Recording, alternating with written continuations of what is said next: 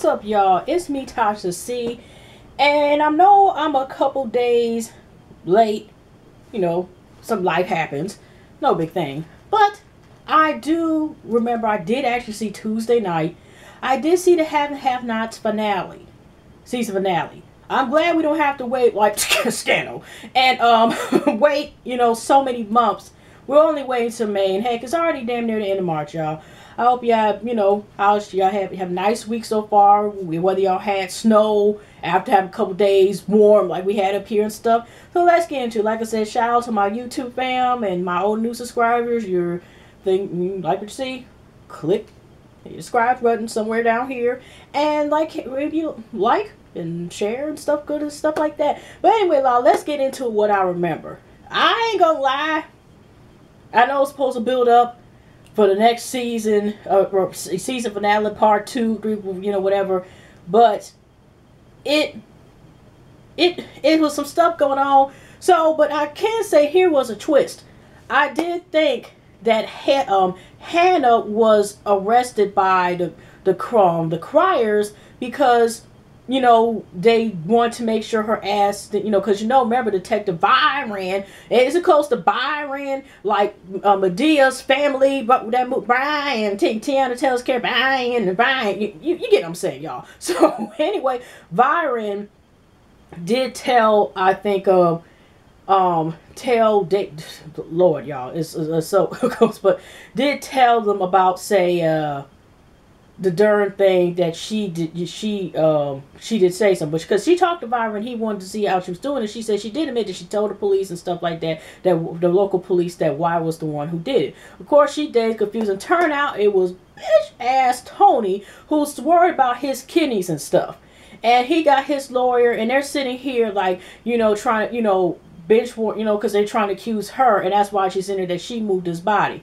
And we already know, with Hannah not being able to even afford an attorney, how in the hell was she able to quote sit here and afford to get him out of there? I guess maybe she was supposed to do something like Weekends and Bernie's and able to pretend like his abs was okay and maybe hide in the back or put him in a jogging suit or something like that. Then put him, because I'm just kind of wondering how the heck was she gonna even do that with nobody in transport cop. I'm just saying, was she gonna do some weekend? I mean, I'm just pretending like just do some stuff where she up there do some like movie scene where she put some hospital stuff on and pretend to be a doctor and shit like that and take him out the back. Okay, I mean, then somehow put in the cab car. I'm just wondering how she did all this magic stuff to just move him, consider the circumstance that she was in. So, to make a long story short, with her situation, she ends up using a one phone call, finally calling Catherine back. And, I'll go back to that situation because she's already pissed off as is. She talks to Catherine, and that's when she finds out finally that he's been moved, and it turns out he's at Mercy Hospital where she was when Catherine got the surgery for the hitting, her, I think, what was her, breast cancer. So he's at the same hospital. So we already know, like I said, I still believe that we can already tell he's still in the darn intro and stuff like that. So I don't think his character, is just going to be sitting there, brain dead or whatever the case is, or be in a coma for the rest of the season. So it'll be interesting what he does, hopefully, when or if, he comes out of that state. So, let's go back to another situation.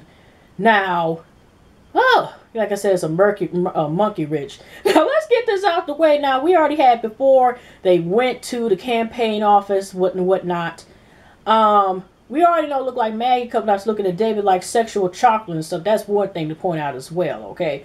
I don't know. I thought like maybe Jim, looking at flirting her was going to be the ones. But based on even the clips and the next, when the premiere comes back in, which actually, y'all, I'm going to make sure possible. I'm not going to guarantee, but there's a 95% chance I will be reviewing that, okay, y'all?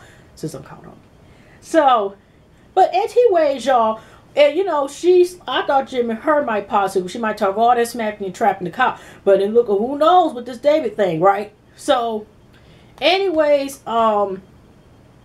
we, like I said, Catherine and Jim were talking for me, and Jeffrey gave her the information, like your daughter said she got, she gonna sit here and make y'all use y'all for target practice, if y'all mean.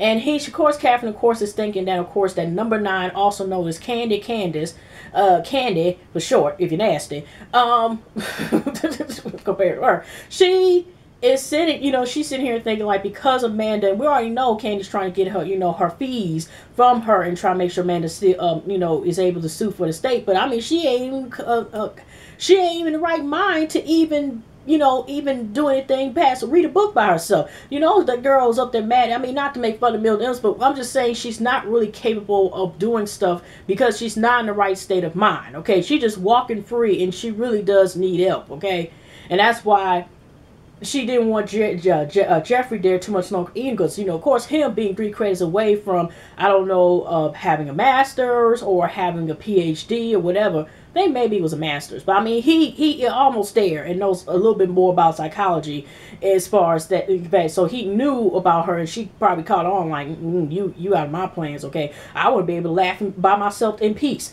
I'm just saying is that he was kind of on that knowing that this child needs help. And so this girl here, now she been after that dude. What was his name? I forgot who that professor is. That sick ass, or Candy's ex-client, ex one of John's or whatever, Tricks John's whatever. He ends up she's still stalking his ass, and then she ends up going to the park. And she's sitting there and stuff like that. She's just like, you've been in my dreams. I have nightmares still. That girl got GPS. I mean, does she have a car with her? Because I'm just saying, does she have a car? Does she show up and follow that dude quite a bit, just running around, literally hiding around the bushes and stuff, and just, jogging, and let him know, like, I'm going to make you pay. I want blood. I will see blood. And she made sure, because all of a sudden, next minute, she basically talked, he's saying, I can get you help and stuff like that. Really? And she, considered you had raped this girl, and that's probably what has traumatized her. But beyond the point is, that girl does need help, okay? And his ass really does need to go to jail, but we just deal with what we can. So, she just took man's own head. Obviously, y'all, we turn, pow, pow, stab right here in the back. He just said, oh my gosh, she stabbed me, and here she go. and that's pretty much how it ends with Amanda thing. I hope they're able to get that baby before she really goes. I don't know what they're going to do about that situation with her, because she's just out and loose, and, I'm just saying, once they said something about her, and whether it has something to do with Candy, whatever the case is, Catherine, like I say, we all know about the Wyatt situation. I think they're more concerned about that right now than poor Amanda. And, whatever happened to them, both of them when they were younger, that's why I think that both Wyatt and both Amanda are kind of both like traumatized to the point that's why they quote quote always mess up, or is not where they both should be, because they don't go into detail, but the priest might have molested both of them or did something to them that is changed them, and it was put under a nice new rug, new expensive ass rug. That's pretty much it. So anyways, y'all, so when Byron calls Jim's behind, he lets him know has something she has said. So she has said something to him. Byron didn't, after they came from the hearing basically, or I think Byron was on his porch, whatever. So he let him know, and now Jim, finds, after knowing that Byron gave him a message, like she told the police, he's on his way home and find out they told Wyatt, which, like I said, he's all, not the fact he's always in the house. I'm like, I don't know why I think like, he's always in the house now and whatever. So he's telling Wyatt, I'm just going to let you know advance, going to get you out of this and stuff, but the police are on their way. Okay, don't say it. I'll take care of you. Got your back, blah, blah, blah. And then Wyatt, the first thing he think like, so Miss Harrington, Veronica was the one must have gave her the car. And that's when Jim is like, what? Because we all know that she kept the car that was used in that. And that also lets you know that Veronica, her version was like to use that to turn Jeffrey into somebody he's not, which is a straight man, and try to force him to be somewhere that he's not happy and not who he is. And so she went as far as using something they were trying to get rid of, but that lets, so I wonder how that's going to come up with David coming at Veronica and or Jim or whatever, right? So he just like, what? I don't know, I forgot whether or not, honestly, if he said that Hannah had something to do with that, but he does at least know now, like problem back and said, this bitch. Okay, so, anyways, back to the matters at hand. Now, so the police come and stuff like that, whatever the case is, and then let's go to this is around the time right after, in between the campaign office, which Candy, of course, makes her appearance, and she start counting all the possible women that he's planning on probably screwing or whatever. She up here like 100, 100,000, 100 million, 20,000, and Maggie, of course, intervenes like, like, what type of stuff is you on? Really? Seriously? She's like, no, I can count to 100,000. I can count to even 1,000,000. And she in front of everybody, almost like let them know, like, I want to talk to Jim in his office and stuff like that. Because, I could have sworn that she just lied and say she was pregnant. Because when Jim basically threw the glass and put his hands on her, he had a pregnancy test, and that's the pregnancy test actually Amanda took, because she thought she'd gotten pregnant instantly from when that professor raped her. So I could have, maybe that's just me, but I don't think she's really pregnant. She's just trying to run with it. And so, Veronica wants Beast's ass even when they got in the room. So end up David and Veronica, and of course Catherine was like, first Catherine was just gonna go in there too, like, I ain't got time for this all.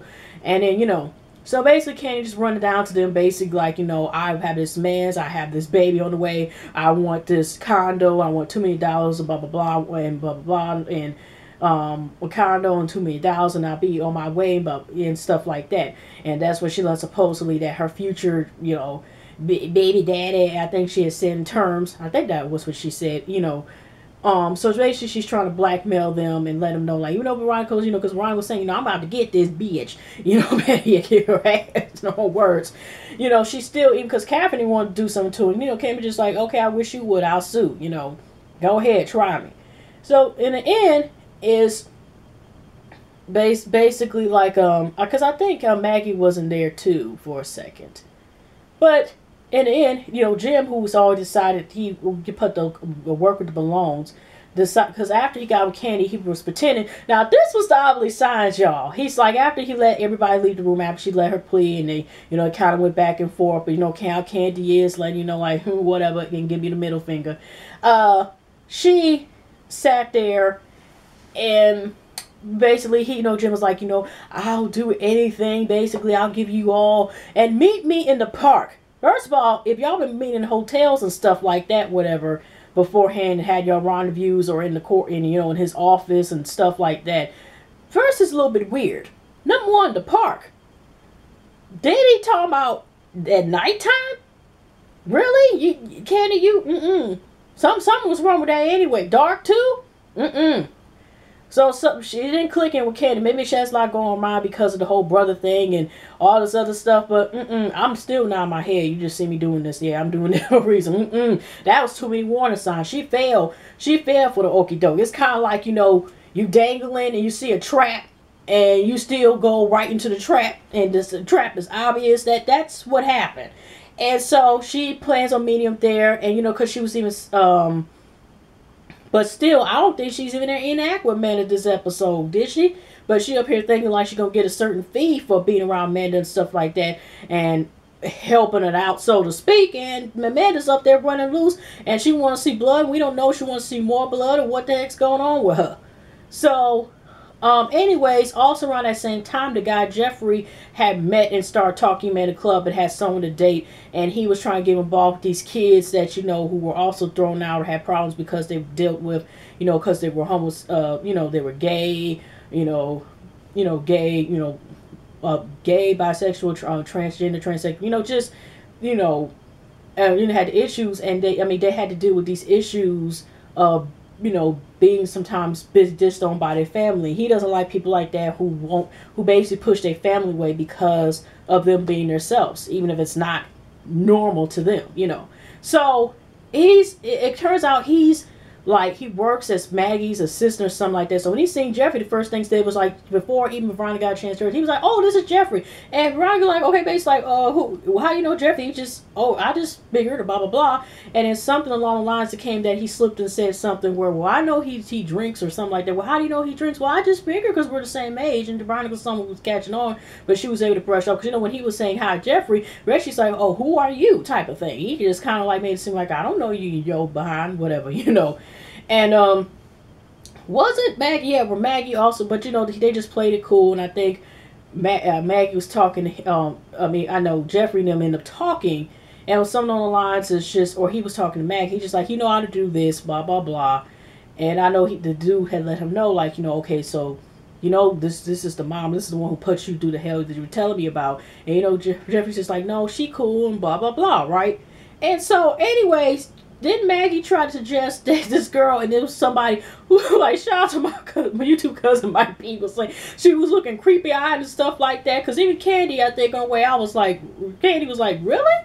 Yeah, we were all like, really, to that situation. Awkward. So, anyways, Hannah, we go back fast forward to Hannah, because Catherine walked out the room the minute she heard about the baby daddy statement, a future baby daddy, and that's when she ended up leaving. So when Hannah is fast forward, is calling her, and she comes to the jail, says, I'm on my way to get you and stuff like that. And I'm thinking, is she on her way to get her after she finds out, gets word of mouth that she has told the police that White has done it. So, she's still talking to her, because when she told her about the judge, she knew who the judge was. She basically probably threatened this behind, because, Catherine has a lot of power and hold. She comes from old money, old, respect from generation type of thing, from her dad's name, let alone. So she was able to get that pulled. So, anyways, she, sat there and, like I said, she sat there and was able to pull and remove, I guess, any charges, whatever. We didn't see what she actually said to the judge, but that would have been an interesting conversation. Because Catherine, to a certain point, ain't no joke neither. And so she is in the jail, trying to get him out there. And before, when she was calling, I think this Hannah was still behind bars, and she was calling, got the call from Jim about what happened, and she was just like, something like, what did you do? Something like, and first she was saying, like, I got the call from your future, your future, godfather of your future grandchild, or something like that. Basically letting know, like, indirectly, like, you about to be a grandmom again from this heifer, from your daughter, or something like this, something like that on the lines. And then she found out, she was just like, Catherine was just like to her, Hannah, what did you do? And that scene where they do the soap operas a lot of times, they're about to say something, but they go to the next scene, they be like, something like that. So she ends up saying what she just, and they kind of end that. So another, of course, important scene, or the last scene of the night, is Candy fall for the okie doke. Not only is it dark time and everything else, you see somebody crazy enough to walk in the dark or some park, stuff like that. Y'all pay attention to the fact that Jim was wearing all black.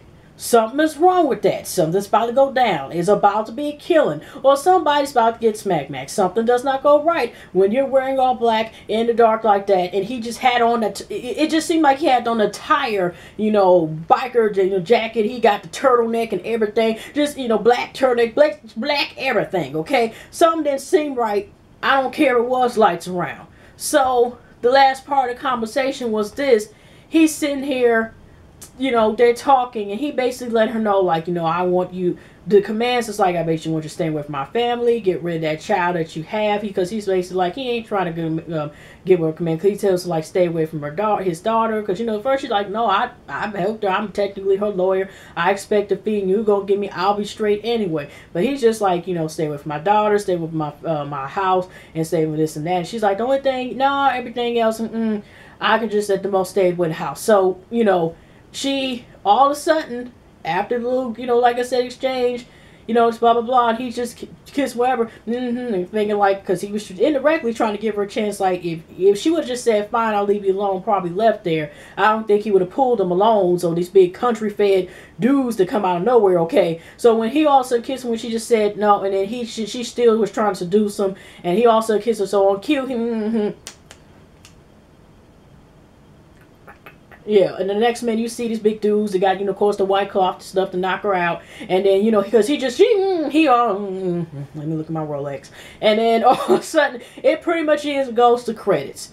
And that's it, y'all. I'm glad I was able to catch up, even though it's the last 2 episode season finale. But at least we don't have to wait long. So y'all definitely, like I said, I know it's just 2 episodes, so if y'all, it's for your first time watching and you were trying to watch rest reviews, I only did the last previous episode because I wasn't able to catch up until then.